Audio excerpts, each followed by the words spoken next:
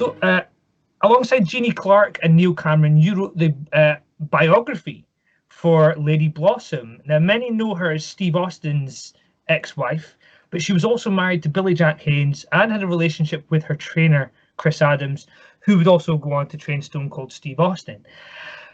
Now, how does a historian from Scotland get involved with writing the book for the former manager from WCCW and other companies? Okay.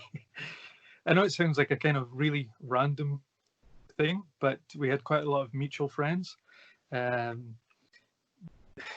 do I now? Where does this begin? I used to do a lot of graphic design for professional wrestling industry, such as book covers and things like that. I was also involved in just writing small articles here and there. And one of the people that I was often in contact with was a guy called Dennis Brent, who was the former editor of WCW magazine as well as WWF Raw magazine. And he was also the ghostwriter for Stone Cold Steve Austin when Steve Austin did his book. Now, when Jeannie was looking at doing her autobiography, one of the guys that she approached to be her ghostwriter was Dennis Brent. So Dennis said that because of the fact that he'd done Steve's book, he didn't think it'd be a good idea to basically do her story because there would probably be a bit of preconception about her journey, and he thought that there might be a bit of conflict of interest there. But he actually recommended myself to work with Jeannie because he said at the time, nobody knows the inner workings of WCW like Bradley Craig because of World Championship Wrestling was really the product I just absolutely loved, and I've been a huge collector of World Championship Wrestling stuff. I've got employee newsletters. I've got I've just hoarded everything you could possibly imagine relating to that company. And also, I've interviewed a lot of the people that were involved in that company. So I just had a kind of strong knowledge of that promotion.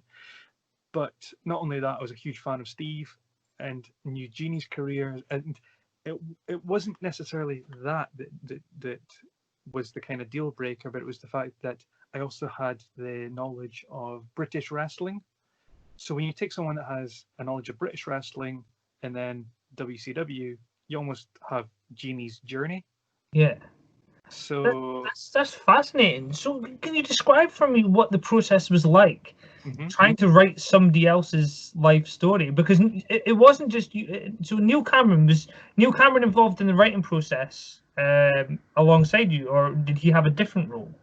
Neil Cameron was involved in an early treatment. I think he did about 35, 40 pages originally, but most of his work, which is some of it's still in the book, he was involved in collating things like Kevin Von Erich's foreword and some of the quotes from there's some quotes throughout the book from other wrestlers.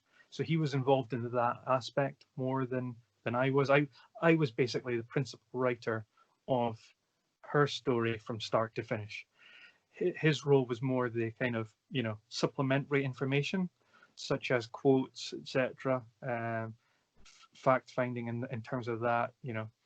So what was the process like for telling the story? I mean, was it because I know Ric Flair mentioned the fact that he had was it like 7 or 8 phone calls with a ghostwriter who went off and basically wrote kind of elongated versions of those stories. So what was the process like with Jeannie? It was completely the opposite. We were on the phone all the time, right? Constantly, because of Jeannie's pro wrestling career was relatively short, and that's not to diminish her contributions to pro wrestling, although her career actually spans quite a long time. If you actually look at it, she was involved in wrestling from 1979 even to almost present day. That's quite a long time, but her career in terms of pro wrestling was maybe a year or two in World of Sport. She was involved in the USWA. They did the storyline with Steve and Jeannie versus Chris Adams and his wife at the time, Tony. And then she did about 6 months or so in WCW. And that's basically her career in wrestling. But when I started speaking to Jeannie, I understood that there was this tremendous human interest story, and that was what really drew me to her story more than anything, because it was a story about, you know, a person accidentally falling into wrestling, and not necessarily going into wrestling as a fan, like so many like people involved in wrestling get into wrestling because of being a fan. She just accidentally fell into this kind of wonderland full of these amazing cast of characters. It was almost like, and this is where the story, the title of the book came from, because the book's called Through the Shattered Glass.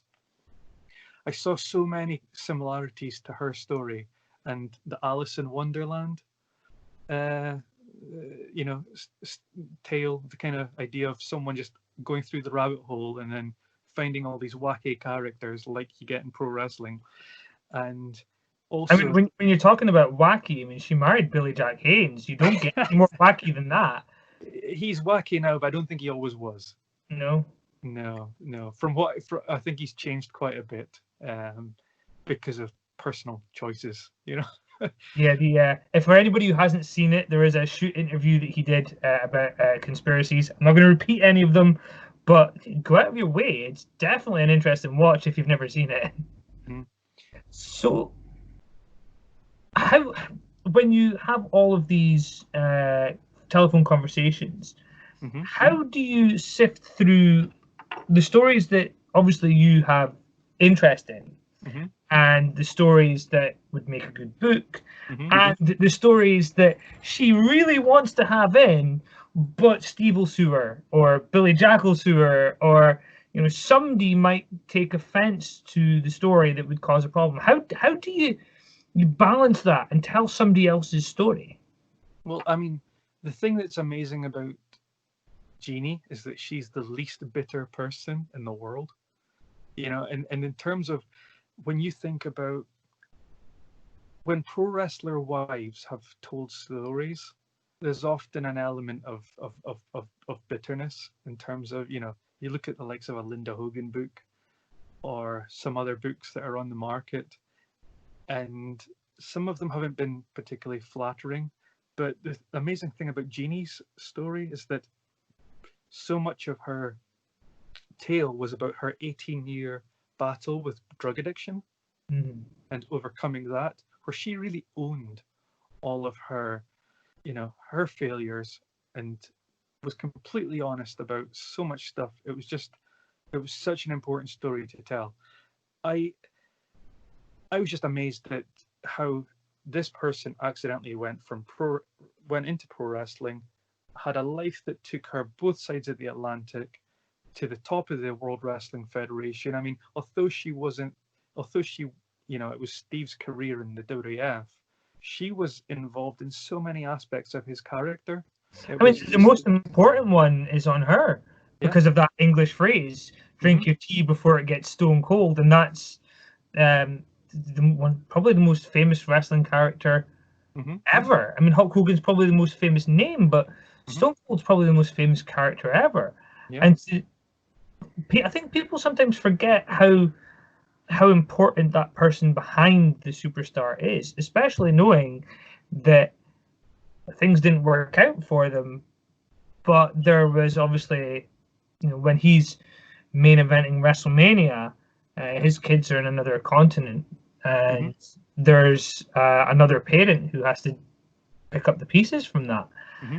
Did you enjoy writing what seems, from what you're saying, almost like it could have been a dark book but has a positive ending? Hmm. Yeah. I mean, I wanted to do justice and capture her voice. I didn't want it to just be a book where you take stories and try and make it either as marketable or as shock value just to get a headline. I wanted it just to be an honest portrayal of how Jeannie would tell her story if she was telling her story to someone in, at a bus stop or something like that. I just wanted to capture her voice and just it to be an honest portrayal. I mean, she has seen so much.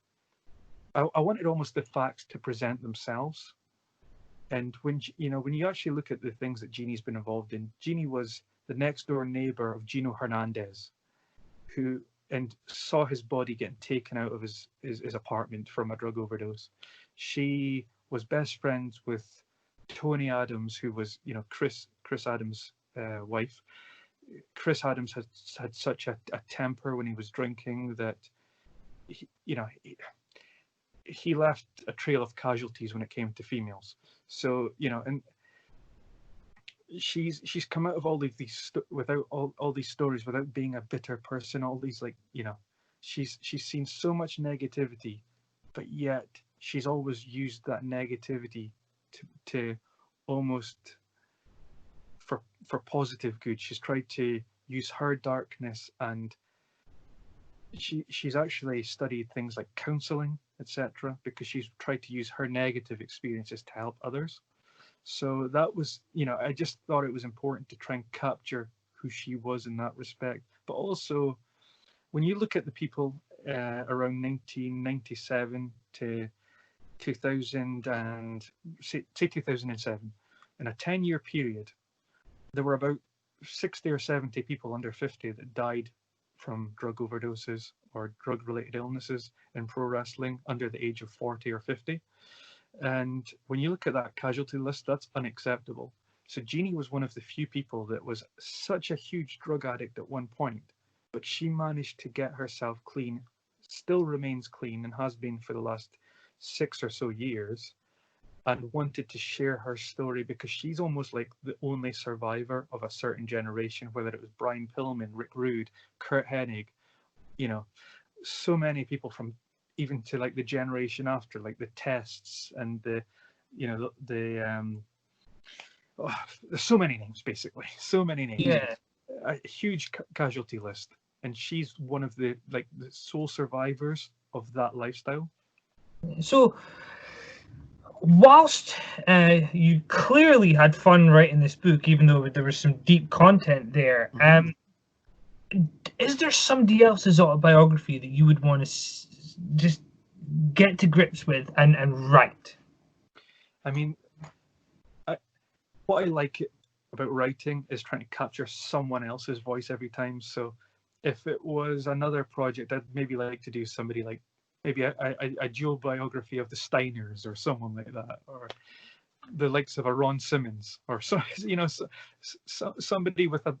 I like the idea of diverse backgrounds and being able to capture a different voice in every single book.